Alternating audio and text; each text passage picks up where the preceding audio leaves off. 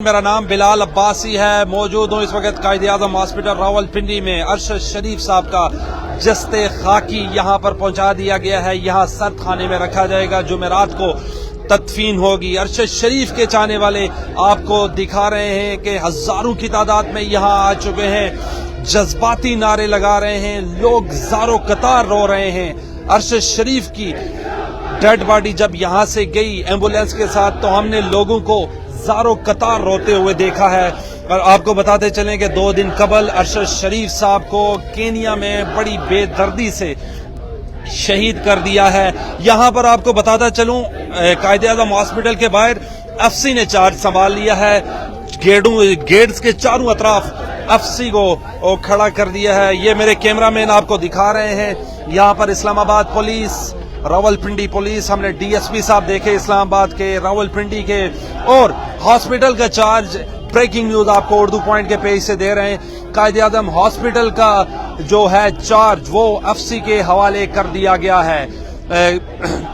आपको बताते चलें कि अरशद शरीफ साहब को आज से 2 दिन कबल केनिया में बड़ी बेदर्दी से उनके सर पर शूट किया है और वहाँ जगह पर ही शहीद हो गए। आज 2 दिन बाद उनका जस्ते खाकी इस्लामाबाद एयरपोर्ट पहुंचा तो यहाँ पर उनके चाहने वाले हजारों ज़ारो कतार रोने लगे।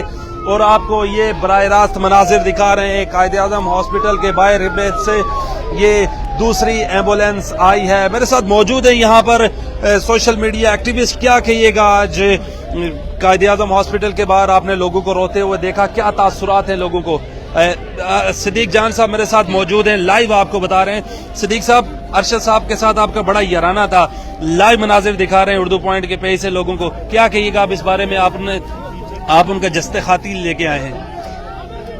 यार क्या कहा जाए, अल्फाज नहीं मिलते। लेकिन ये आप देखें, ये जो नारे लग रहे हैं, ये जो लोग मोहब्बत का इजहार कर रहे हैं अरशद शरीफ साहब से, ये मैसेज है उन लोगों के लिए जो अरशद शरीफ साहब के कातिल हैं, जो अरशद शरीफ को मारना चाहते थे। अरशद शरीफ के जिस्म को, उनकी ज़बान को खामोश करवा दिया गया है। वो उनका मिशन खामोश नहीं हो सकता, उनका मकसद खामोश नहीं हो सकता, और ये चलेगा। और क्या कहा जाए, कुछ समझ नहीं आती क्या कहा जाए, किस तरह से। और जो मैसेज दिया गया है कि जो बोलेगा उस पर पाकिस्तान नहीं दुनिया की ज़मीन जो है वो तंग कर दी जाएगी। और जिस बेदर्दी से उनको शहीद किया गया, सर में गोली मारी गई, नहीं मिलते अल्फाज। आपने और मैंने यहाँ पर एयरपोर्ट पे लोगों को रोते हुए देखा और दाढ़े मार मार कर रो रहे थे। लोग सर पे कफन बांध के आ गए थे कि हम भी अरशद शरीफ है। क्या लोगों के जज्बात देख रहे हैं और इसके सर्कमस्टांसेस क्या हो सकते हैं?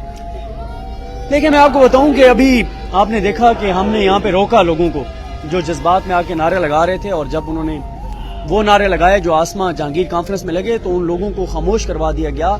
वो नारे लगाने वाले 3-4 थे, लेकिन चुप कराने वाले, खामोश कराने वाले दर्जनों थे। बिल्कुल पाकिस्तान के इदारों के खिलाफ नहीं है, बिल्कुल पाकिस्तान के खिलाफ नहीं है सर। जी नाज़रीन, यहाँ पर और भी लोग मेरे साथ मौजूद हैं, उनसे बातचीत करते हैं। आप क्या कहिएगा, अरशद शरीफ साहब की आज मैयत पाकिस्तान आई है और यहाँ कायद-ए-आज़म हॉस्पिटल में उनको सरखाने में रखा गया है। सबसे पहले तो पैगाम यही है कि एक अरशद शरीफ आज शहीद हुए हैं तो मजीद भी हो सकते हैं। आज पाकिस्तान को इकट्ठा होना पड़ेगा, इस कौम को उठना पड़ेगा। अरशद शरीफ साहब को सच बोलने की सजा दी गई है। तो एक शायर का शेर मुझे याद पड़ता है कि झूठ तो कातिल ठहरा, इसका क्या करना। यहाँ सच ने भी लोगों का खून बहाया, तो सच बोलने की सजा मिली है अरशद शरीफ साहब को। उनको इतनी बेदर्दी से वहाँ शहीद किया गया पूरी प्लानिंग के साथ। अब यहाँ पर भी देखें तो यहाँ पर अवाम को डिस्पर्स करने की कोशिश की गई। हम वहाँ पीछे देखें जहाँ पर इस्लामाबाद एयरपोर्ट में इस्तकबाल किया जाना था, तो इन्होंने कभी एक गेट बताया, कभी दूसरा गेट बताया, लोग इकट्ठे होकर इस्तकबाल ना कर पाए। अभी यहाँ पर आए हैं कायद-ए-आज़म हॉस्पिटल में, तो यहाँ पर भी वो कोशिश की जा रही है कि लोग यहाँ से चले जाएं। नफरी तैनात कर दी गई है, रस्ते रोक दिए गए हैं। तो ये बहुत सारे मसाइल हैं, इनको पाकिस्तानी कौम के जज्बात को समझना चाहिए। अवाम अरशद शरीफ से मोहब्बत करती है, अरशद शरीफ के साथ खड़ी है। उसका सबूत रात के 2 बजे ये निकली अवाम है जो एयरपोर्ट पर भी मौजूद थी। कायद-ए-आज़म हॉस्पिटल में आया तो यहाँ पर भी अवाम मौजूद है। 2 से ऊपर का टाइम मेरा ख्याल हो चुका है। तो ये ایمبولینس کو بھی اندر نہیں آنے دیا گیا. یہ دیکھیے ابھی 2 ایمبولینس گئی ہیں یہاں پر. صابر یہ جو سینئر ہمارے عارف حمید بٹی صاحب وہ باہر بیٹھے ہیں, ان کو دھکے مارے گئے ہیں, وہ یہاں باہر بیٹھے ہوئے ہیں. جتنے سینئر صحافی حضرات ہیں کسی کو اندر نہیں آنے دیا گیا, رستے بند کر دیے ہیں. اب وہ ان کی میت کو دیکھ بھی نہیں سکتا, اس طرح کے حالات کر دیے گئے ہیں. اور یہاں پہ صدر خانے میں اب 2 دن رکھی جائے گی. کل ان کے بیٹے نے واپس آنا ہے, عبداللہ نے, جو اس وقت کینیڈا میں موجود ہیں, ان کا انتظار کیا جائے گا. پھر جمعرات کو تقریباً دوپہر 2 بجے فیصل مسجد میں ارشد شریف صاحب کا جنازہ ہے. اس میں جتنے لوگ سن رہے ہیں وہ ضرور شرکت کریں, اور پیغام بس یہی ہے کہ قوم کو اٹھنا پڑے گا. ناظرین, یہ وہ گیٹ ہے جہاں سے انٹری ہوتی ہے کسی بھی پیشنٹ کی, اور قائد اعظم ہاسپٹل کے باہر اس وقت ایمرجنسی ٹائپ کے حالات بنا چکی ہے. راولپنڈی پولیس, اسلام آباد پولیس اور افسی کو لگا دیا ہے, اور 1 2 3 4 لیئرز میں یہاں پر افسی کو کھڑا کر دیا گیا ہے. کسی بھی شخص کو اندر جانے کی اجازت نہیں ہے. یہ ہم آپ کو براہ راست مناظر دکھا رہے ہیں قائد اعظم ہاسپٹل کے باہر سے. سینکڑوں کی تعداد میں ارشد شریف کے چاہنے والے یہاں آئے ہیں, زاروں قطار رو رہے ہیں. یہاں ہم نے آپ کو لوگوں سے بھی بات چیت کروانے کی کوشش کی. لوگ بڑے افسردہ ہیں اس معاملے پر. یہاں پر اور بھی صحافی موجود ہیں, ان سے بات چیت کرتے ہیں. یہاں پر اسد اللہ خان میرے ساتھ موجود ہیں, سینئر صحافی ہیں, 92 نیوز کی سکرینز پہ دیکھتے ہیں. یہ 3 دن سے ہم نے دیکھا یہاں ارشد شریف صاحب کے گھر میں ہیں. اسد صاحب, کیا کہیے گا, آج ایک بہت قیمتی دوست کو کھو دیا آپ نے؟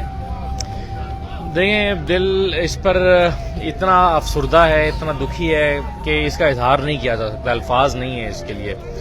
اور ہمارے بہت قریبی جاتے ہیں, ہمارے گھروں میں بھی میتیں ہوتی ہیں, لیکن آپ یقین کیجئے کہ یہ پتہ نہیں کیسا انوکھا واقعہ کہ اس میں قرار نہیں آ رہا. اور یہ ہمارے بہت سارے, اور مجھے ارشد صاحب کے ساتھ گزارے ہوئے وہ لمحات, وہ ہم رات بھر کی نشستیں, وہ سب چیزیں یاد آتی ہیں کہ کس طرح سے وہ کس طرح کی شخصیت ہے. تو میں ان کو یاد کرتا ہوں تو میں سوچتا ہوں کہ ایسا لگتا, ابھی بھی یقین نہیں آ رہا. ابھی میں ایئرپورٹ پہ تھا, ایئرپورٹ پہ میں نے ایمبولینس دیکھی, ایسے دل کو دھچکا لگا کہ یار یہ کیسے ہو سکتا ہے کہ اس کے اندر ہے وہ کافن, اس کے اندر ہے ہمارا دوست. بہت تکلیف میں ہے. میرے زباں میں, میرے ہاتھ میں قلم ہے, میرے ذہن میں اجالا, مجھے کیا دبا سکے گا کوئی ظلمتوں کا پالا. یہ ارشد شریف صاحب پڑھا کرتے تھے, اور بہت پڑھا کرتے تھے. کیا اس پین کو, اس قلم کو, اس زبان کو آج روک دیا گیا ہے؟ دیکھیں, ارشد صاحب کا کیا قصور تھا؟ ارشد شریف صاحب کا قصور یہ تھا کہ وہ جو کہنا چاہتے تھے ان کی رائے اس سے مختلف تھی جو باقی لوگ سننا چاہتے تھے. مختلف رائے نا, نقطہ نظر مختلف ہے, لیکن ہمارے ہاں پیشنس نہیں ہے, ہمارے ہاں اختلاف رائے سننے کی عادت نہیں ہے, ہمارے ہاں دوسرا نقطہ نظر کو ڈائجسٹ کرنے کی ہمت نہیں ہے. اس لیے سب نے مل کر, اس نظام نے, اس ریاست نے مل کر اس کو دھکا دیا کہ تم یہاں سے نکل جاؤ, یہ جگہ تمہارے رہنے کے لیے نہیں ہے, ہم تمہیں یہاں جینے نہیں دیں گے, تم اس فضا میں سانس نہیں لے سکتے. اس کی سانسیں تنگ کی گئیں, اس کو دھکا دیا کہ یہاں سے جاؤ, اس کو مجبور کیا گیا. وہ پہلے وہاں پر دبئی میں چلا گیا, اور وہاں سے پھر اس کو مزید پش کیا گیا. چین نہیں آیا ہماری حکومت کو کہ وہ یہاں پر کیوں بیٹھا ہے, اور وہاں سے اس کو دھکیلا گیا. ایک ایسے خان صاحب, کیا سمجھتے ہیں کہ انویسٹیگیشن ہوگی؟ دیکھا جائے تو بے نظیر صاحبہ شہید ہوئی, اور بھی بہت سے وزرائے اعظم کے ساتھ ہوتا رہا کہ کو گولی لگی, انویسٹیگیٹ نہیں ہوا. کیا سمجھتے ہیں یہ جو لوگوں کے جذبات ہیں, یا کچھ جوڈیشل کمیشن بن جائے جو وزیر اعظم کہہ رہے ہیں, کچھ پتہ چل سکے گا کہ ارشد شریف کے ساتھ یہ کیا ہوا؟ سچی بات ہے, یہ ہماری خواہش ہے, امید نہیں ہے. اس کی وجہ یہ ہے کہ ہماری فائلیں بھری پڑی ہیں, ہماری فائلیں پاکستان کی تاریخ میں کمیشنوں سے بھری پڑی ہیں جن کی رپورٹیں یا تو مرتب ہو نہیں سکیں یا پھر وہ منظر عام پر نہیں آ سکیں. اب یہاں پر ایک اور کمیشن بن جائے گا, اس کے کیا TORs ہوتے ہیں پتہ نہیں ہے, یہ کمیشن کس طرح کام کرے گا, یہ کمیشن وہاں پر ان لوگوں کو کیا پاکستان بلا سکے گا جنہوں نے شوٹ کیا, جنہوں نے ناکہ لگایا, جن پر مختلف طرح کے الزامات ہیں.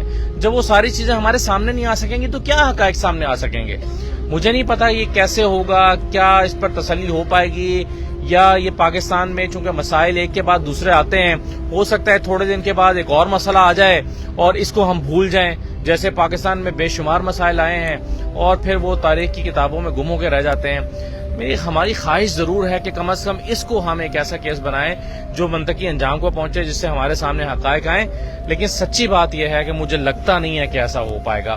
اور دوسری بات یہ کہ ہم ان سے توقع لگائے بیٹھے ہیں جن پر الزام ہے اس قتل کا، لیکن نا الزام اسی پر ہے نا کہ جس نے انہیں اس اپنی آزاد فضا سے دھکیل کر اغیار کی اس بستی میں پہنچایا جہاں پر وہ درندوں کے ہاتھوں میں تھے، اور جس نے ان کو دھکیلا وہ آج بھی اتنے بے رحم ہیں کہ وہ آج اس کفن پر بھی سیاست کر رہے تھے اور آج وہ اس میت کے اوپر بھی ٹویٹس کر رہے تھے، تو وہ اتنے بے رحم ہیں۔ ان سے آپ توقع کرتے ہیں کہ وہ آپ کو جو ہے وہ اس انصاف کا آپ کی تسلی کے مطابق انصاف دیں گے۔ اس فیملی کو آپ کیا دے سکتے ہیں؟ اس فیملی کے لیے سب سے بڑا غم کا مداوع یہی ہو سکتا ہے نا کہ آپ اس کو انصاف دے دیں۔ دے پائیں گے آپ؟ میرا نہیں خیال دے پائیں گے آپ۔ جی ناظرین، ارشد شریف صاحب شعر پڑھا کرتے تھے، میں اپنے پروگرام کے اختتام میں وہ اشعار دہرا دیتا ہوں کہ میرے ہاتھ میں قلم ہے، میرے ذہن میں اجالا، مجھے کیا دبا سکے گا کوئی ظلمتوں کا پالا، مجھے فکر امن عالم تجھے اپنی ذات کا غم، مجھے فکر امن عالم تجھے اپنی ذات کا غم، میں طلوع ہونے والا تو غروب ہونے والا۔ اپنے میزبان بلال عباسی کو دیجیے قائد اعظم ہاسپٹل کے باہر سے اجازت۔ اللہ نگہبان۔